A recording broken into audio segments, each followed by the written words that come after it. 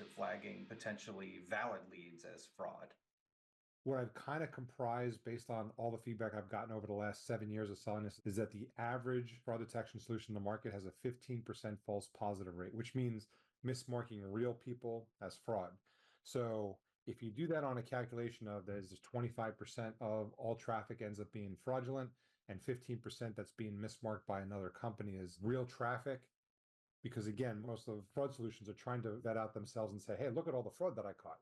But a lot of them work behind a black box. So unless you know your data, like in the lead generation space, the call space, you get somebody on the phone, swears up and down there to fill out a form, that's probably fraud. So you can human verify your data, which, in some marketing channels you can, in some marketing you can't. But in the lead gen space, it's great because you know for a fact, based on call disposition reports, what's real and what's fake. So again, if the average from what I'm hearing is a 15% false positive rate, that means 1 in every 26 people that you scan using one of our competitors on average is being tossed out and it's a real person.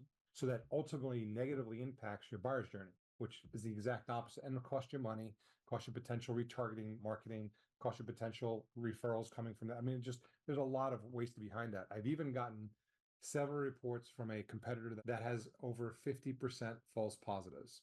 And people don't realize how that's damaging their company, how it's hurting their company. Because if you are marking 50% of the stuff you find as fraud and they're real people, that just hurts yourself. And I'll use an example.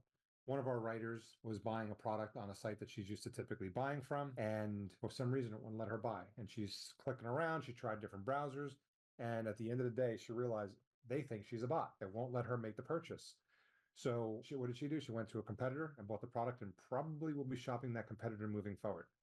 So just think of that one person and multiply that by tens of thousands, hundreds of thousands of people that you're dealing with on a monthly basis. How does those false positives hurt? And that's where it really hurts is the overall brand and what you're trying to accomplish.